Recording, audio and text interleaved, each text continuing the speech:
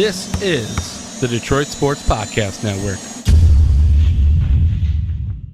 Do you play FanDuel and feel like you aren't creating consistent money-making lineups? Go over to the DFS Doctors on Twitter at the DFS Doctors and DM them with promo code Detroit Sports to get a free trial for their analytically formulated 70% lifetime profit rate NFL and NBA lineups. The whole purpose of playing daily fantasy sports is to get out there and compete and give yourself a chance to win. So go over to the DFS Doctors. Let them help you.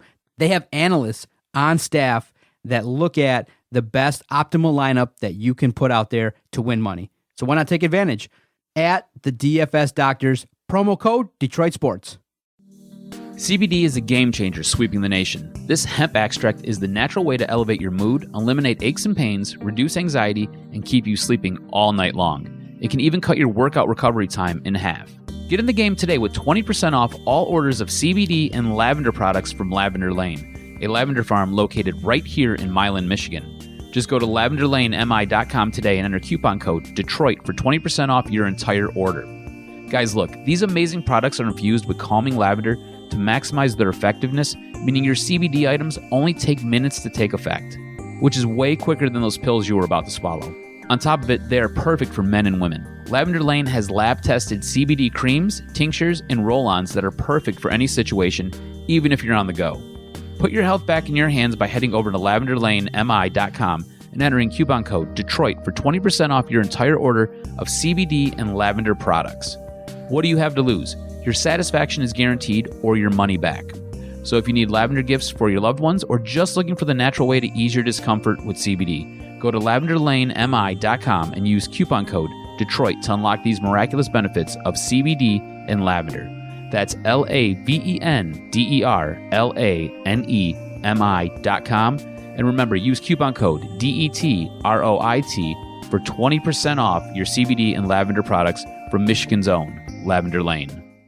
Detroit is the greatest! Straight up light you on fire for a Coney dog right now.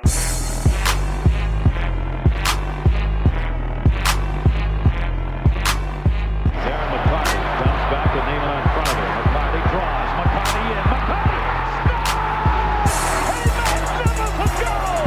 Darren McCarty!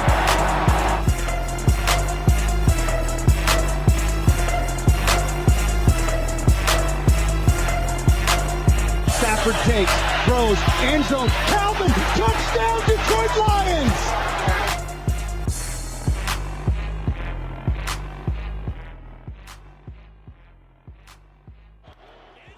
Welcome in, everybody, to the latest edition of the Motor City Sports Rant podcast. I am the Doc, John Macaroon, joining me via telephone, my guy, fellow Spartan, Jason the King Jarvie. Looking forward to this conversation, talking all about the Detroit Lions. First, before we get into the chaos, the mess that is the hometown football team, how was your holiday? I know it's been a minute since we've had a chance to talk. You know, it was great. It was, I had got the little bit of time off of work and just really got to kind of recharge the batteries. So it was nice. How about you? How about you guys? We just stayed around town. We didn't do any grand trips or anything. Yeah, same for me. Took the Tuesday and the Wednesday off both weeks. Got a chance to write a little bit and just hang out and really enjoy some time off. But with kids, when you got two of them, it makes things a little bit more challenging. I know you got one, but I got two, ages 7 and 5, and they're in the mode now where they're beating each other up. They're running around the house. They tattle on each other. They vie for my attention. So I told my wife, I said, hon, I write 4 articles a day, see 8 patients a day, and I'm not as tired as I am 2 hours with these girls. Is that normal? She's like, yeah, that's why I'm always cranky, and when you get home, that's why dinner's never on the table, because I got to separate these girls. And I'm like, oh, my God. I said, in the new year, if I have days off, I might just need to just go in the office and sit and do nothing because, man, it's tiring. And but, hey. Dude, you can't do that. You're a dad. You gotta exactly. Be the dad. No, I know, but you know what I mean? I got to put out a lot, and it's challenging. Maybe you need to have some other people write some stories. But at the end of the day, Jason, no one cooks in the kitchen like the chef, and I'm the grand master chef, if you know what I mean. Look, you know you see it. You see what's coming out, and hey, the team is good. Everyone's great. I love who I work with, but at the end of the day, you got to have confidence that no one's going to do it. at the same level that you will, and that's how I feel about it. So, and like I said, I told the GM, I'm like, I'm addicted. I love writing this stuff. I love putting stuff, seeing the numbers, how it works, how everyone's receiving it, debating. So, the big topic, Jason, at the end of the year is the Detroit Lions, obviously finishing the year disastrously with 3 wins.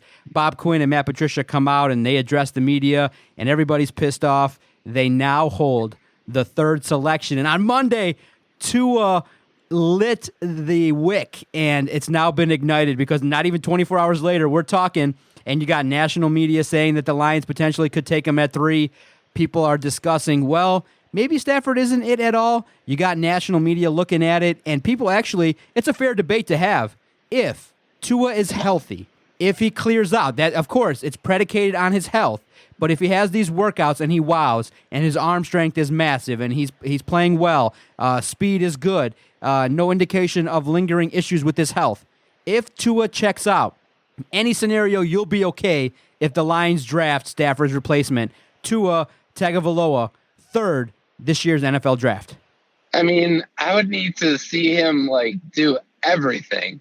I mean, absolutely everything in that pro day for me to have any sort of being okay with that pick, because I mean, I just don't think he'll be ready. He might be able to do some things at these pro days, but I don't have confidence that they're going to be able to guarantee 100% health, that he's going to be ready to go for these pro days. And that doesn't warrant the 3rd overall pick for me. You know, there's teams like you're looking at the Miami Dolphins, who picked just a couple after us, who maybe they're looking at Tua Tagovailoa and they're willing to make that risk. But I feel like the Lions, that's not their place. Unless he comes out and is absolutely 100% perfect, there's no way I'm making that pick, because I think you're just asking for disaster with the Lions. Because, you know, watching the playoffs this weekend, one of the guys that I was really low on in drafts was Dalvin Cook.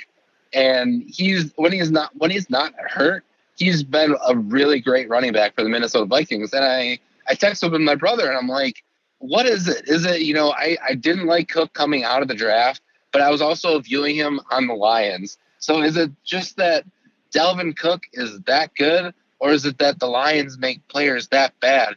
And honestly, it's probably both.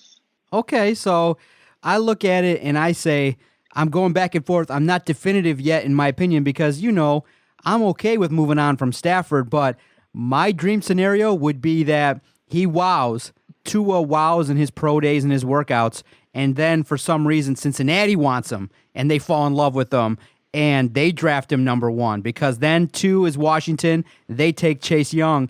It firmly and squarely puts the Lions right there on the clock and forces them to make a decision. Should they take Joe Burrow? Because obviously he's the odds-on favorite to go number 1, but I like the fact the Lions are sitting in the driver's seat here with the 3rd spot.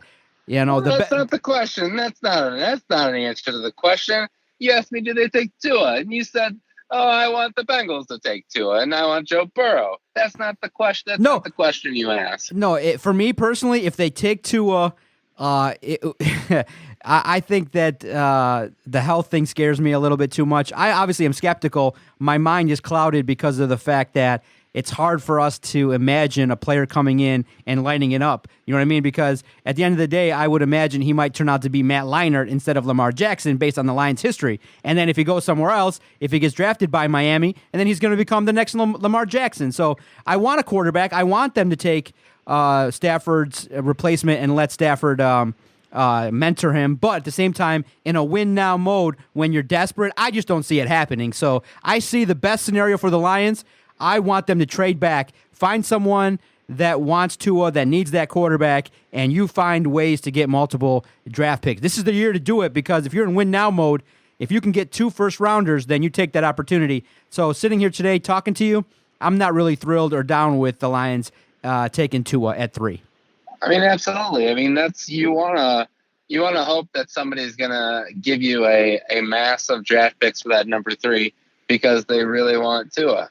And I mean, I'm not sure if you're gonna get 2 first rounds, but I don't think it's out of the realm possibility that you get back in the first round and then possibly another second rounder, which maybe then you in turn use those 2 second rounders to go back up and get another first round. I think that's what we're looking at here. What'd you make of what you heard from Bob Quinn? I know a lot of people were angry. Do you have confidence? Because at this point in time, it's win now mode. But do you see this team going from a 3-win team with the free agency, the draft, all of a sudden going up to be a 9-10 win team? It seems like a miracle, and not one in which the Lions are going to partake in. From what everyone tells me, and this is what all the experts say, is that the NFL is all about parity, and that we've seen the examples of teams having horrible seasons going directly to having amazing seasons. And apparently this parity just seems to pass over or completely miss the Detroit Lions. The Detroit Lions are on their own path. They're not on the path of parity. They're on whatever the Lions do. So, I mean, isn't it in the realm of possibility? I think we have talent on our team. And, you know, we were clearly decimated by injuries by the end of this season. Like, our offense they probably wouldn't compete in the NCAA. And I think, if you have a healthy Stafford, and if you have, you know, healthy Galladay and Marvin Jones, if we add some pieces to the defense, sure, it's possible that we're competing next year. But it's also possible that we could be looking at another, you know, 3-13 season. So it's very wide ranging for the Lions. Yeah, it's tough, man. That was a tough season to cover. First season covering a 3-win team. And now Martha put the onus. The call has been put out there. The Lions got to be a team that's contending in the playoffs in 2020, and I just don't see it happening. I think that they're going to try their best. They're going to make impactful moves, but maybe if they get to 8-9 wins, they can convince Martha that things will change and things can be different. I don't know. I feel like, I mean, next year is when the contracts are all up, right? Bob Quinn and Matt Patricia each have 5 years, so it'll be year 3. So yeah, exactly. So it makes it tougher, but the onus has been set. It was said that, hey, if you don't make a playoff run, then you'll be gone. I don't know. I feel like if next season gets out to a really bad start, and I could see Matt Patricia gone mid-season and them giving Darrell Bevel a longer look at the head coaching gig. Ooh, see, that's what I said. That's what I said. The head coach, the offense wasn't the problem this year. I mean, even without Stafford at times, the offense wasn't the main problem. The main problem was defense. And, you know, I'm not going to say if our defense is so bad again next year and the offense again looks serviceable, yeah, give Darrell Bevel that shot and broom Patricia out. And I mean, you probably have to, you know, fire Quinn as well at that point too, because it just makes no sense, because that's his dude. Man, it's tough because you could see potentially, and then here's the other part too.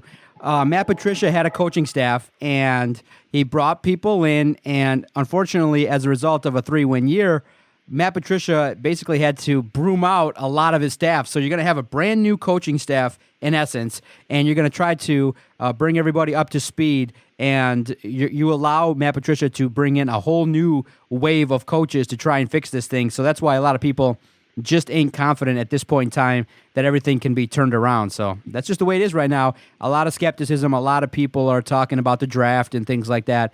So I'm taking it, and I'm assuming that you're on board with the Lions selecting a defender like a Derek Brown or an Okudah. Anybody that caught your eye that you think, okay, draft him at 3, bring him in, and he'll be an impactful player that can help the Lions win immediately.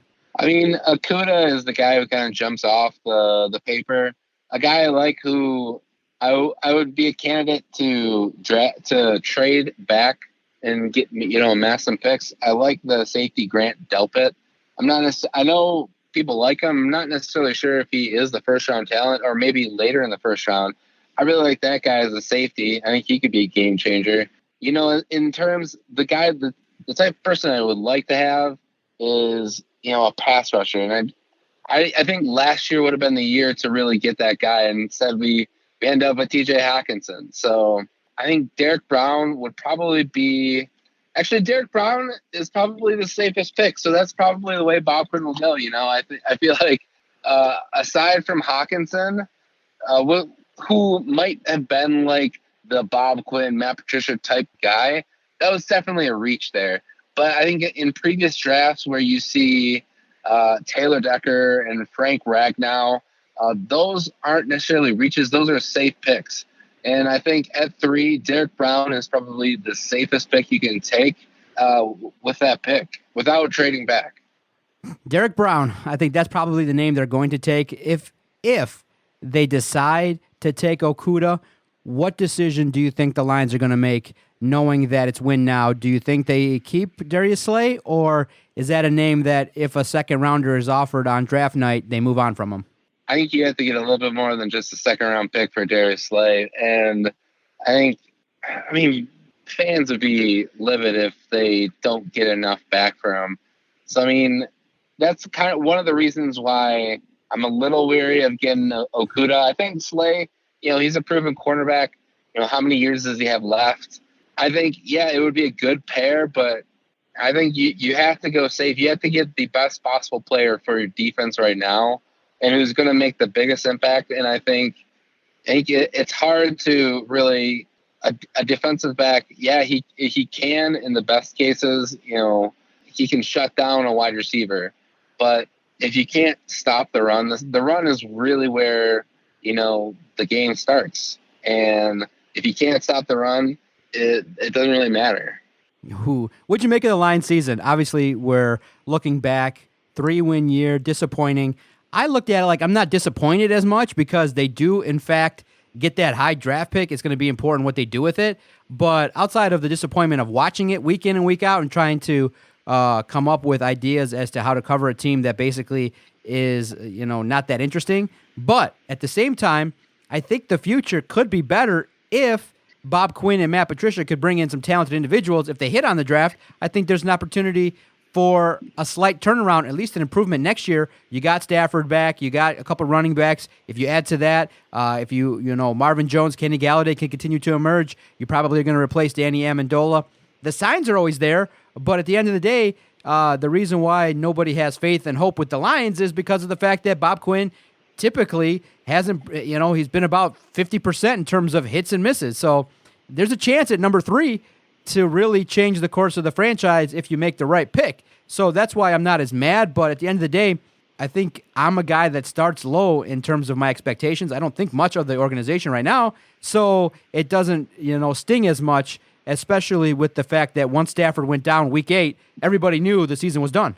Yeah, I mean, I think the only good thing that really came out of this season is that they didn't mess it up by winning one of those last couple games.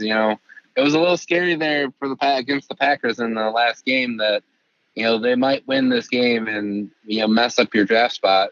And I'm not usually one I don't root for the Lions to lose, but I just feel like they were unwatchable at the end of the season. Their offense wasn't good. Their defense wasn't good. And they turned into more like the rest of the Detroit sports in the Red Wings and the Pistons and the Tigers, that it's unwatchable. It's painful to watch. Yeah. How much did you check in late in the season? I didn't watch much. Like if we had something to do with my family, I'm not gonna waste my time watching a bad football team who has nothing to play for than to spend time with my family. Hey, makes sense. I was locked in. I had to watch a lot of the stuff. But I know, and I feel bad for you that you had to endure that. Yeah, it was tough, man. Where are you at now with Stafford? Are you worried? He came out at the end of the year, and he said, this is not concerning. I want to play. I don't want to retire. Everyone's telling me that I'm going to be okay. I should be back to participate in all of the off-season workouts and programs and things like that. You concerned at all that his future may be limited because of his back? You have to always be worried, and I think he's always going to be dealing with some sort of nagging injury going forward.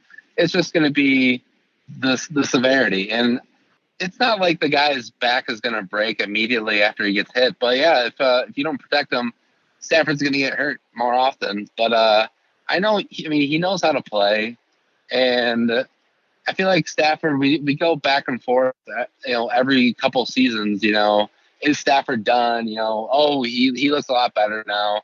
And he is what he is. He's an above average quarterback who, when given time, when he has people around him, and as we saw at the beginning of the season, he can be a good quarterback. He can lead a winning team. It's just, can the other aspects of your team, can the defense, when he was healthy, we got into games where, 20 plus points didn't guarantee you a victory. See, for me, it's not the starting point that I'm worried about. It's the ending point, because the Lions haven't shown the ability to consistently put out there an offensive line that's going to protect Matthew Stafford. So that's why it's scary.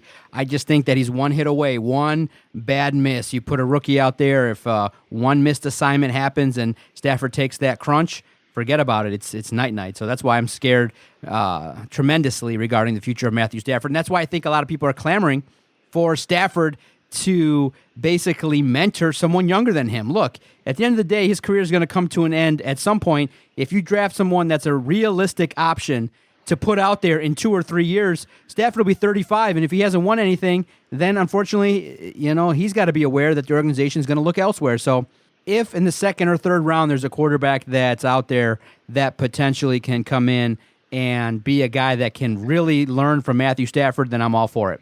Yeah, absolutely. I would have loved that, 2 years ago. And if they do end up doing that, that's a step in the right direction for the Lions, regardless of who it is. But it needs to be somebody who, isn't just, some random Brad Kaya. It's some guy who's never actually going to be a quarterback. No David Blow, no Jeff Driscoll. Absolutely. So we actually need somebody who might actually play in the NFL at some point. So before we get out of here, you and I were texting, and you used letters that I hadn't thought about in months, quite frankly. You're interested in the XFL and what's going to happen this offseason. They're going to roll out there. I just don't see it being successful. I mean, once it was tried, nearly 20 years ago, and it wasn't successful, they're going to try it again. But the rule change that they came up with kind of caught your attention, huh? Some of the gimmicks that Vince McMahon and company are going to put out there. You said, might be interesting. Tell us a little bit. Tell the audience that don't know, what are some of the gimmicks that the XFL is going to try out there in their second go round of the XFL? Yeah, what seems to be their big thing is, like, they try to poll people and see what people liked about games and what they didn't like about games. And some of the kicking stuff is a little gimmicky. Like, their kickoff rules are, I was just reading it. It was confusing. It was because it was like the kicker kicks off from their 30, but the defender or the rush oncoming team and the blockers start on the other side of the ball, and they can't move until the ball is caught. And I mean, that's weird. It kind of does away with the onside kick unless they have some other rule for that.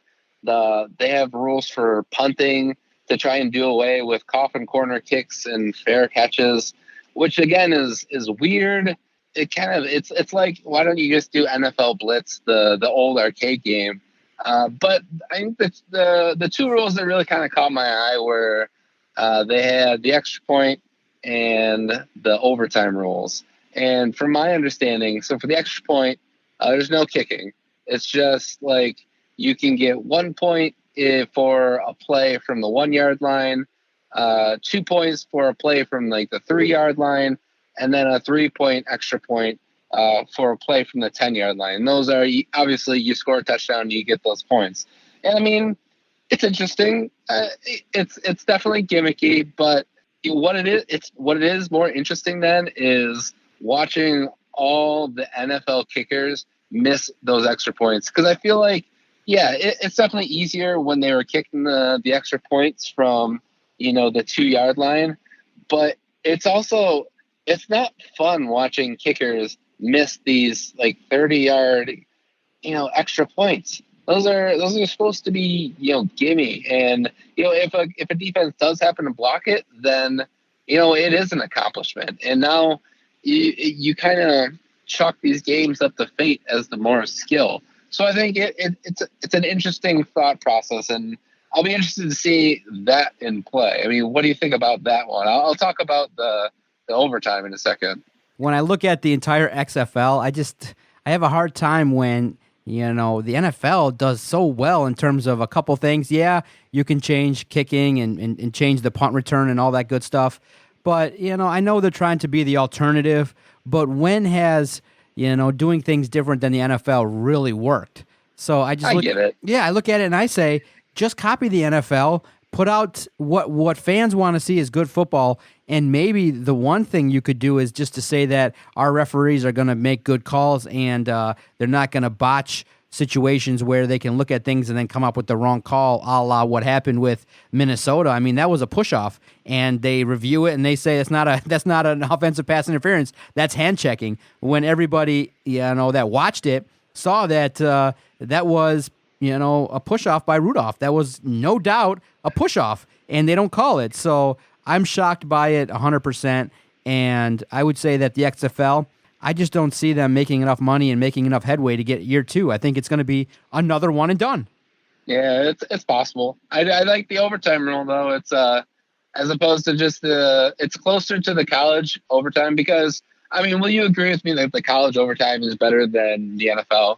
Yeah, I like the system better where they start on the 25 and it's a little bit more exciting, a little bit more dramatic. But, in the playoffs, I liked what I saw in the playoffs, though. Those 2 playoff games were quite interesting, quite entertaining.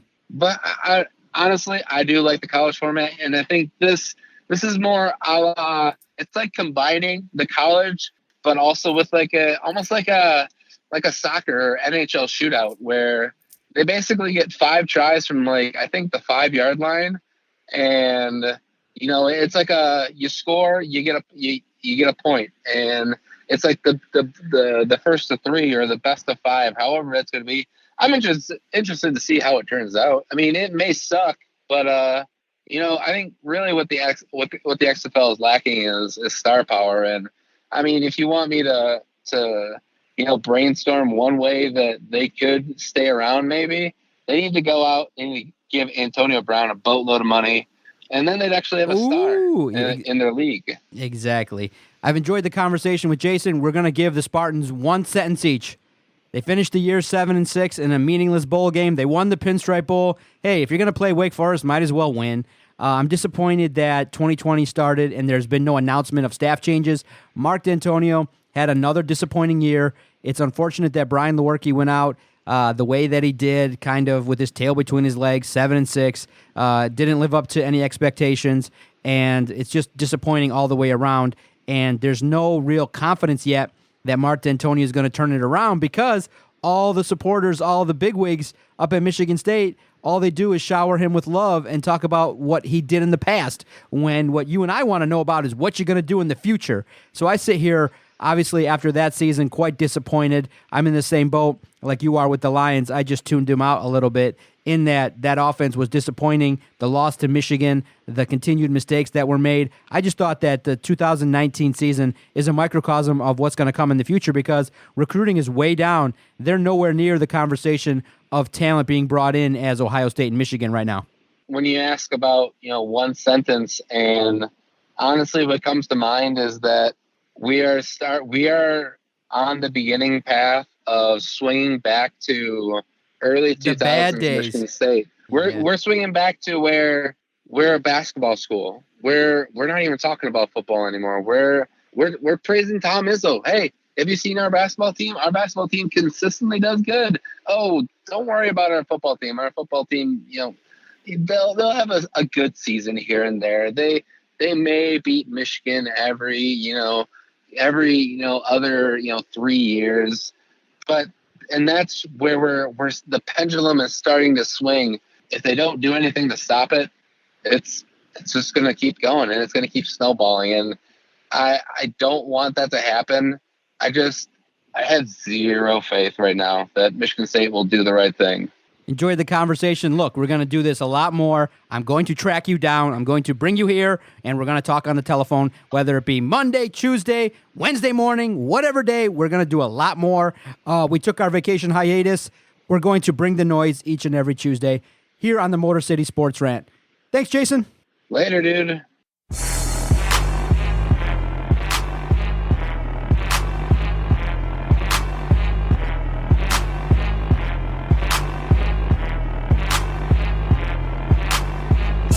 Okay, night, idiot.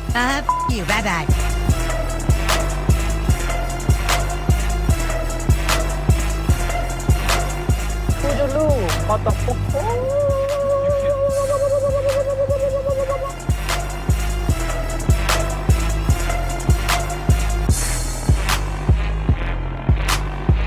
Good day, sir.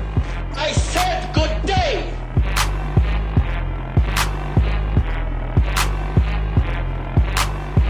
All right. Take care now. Bye-bye then. Loser.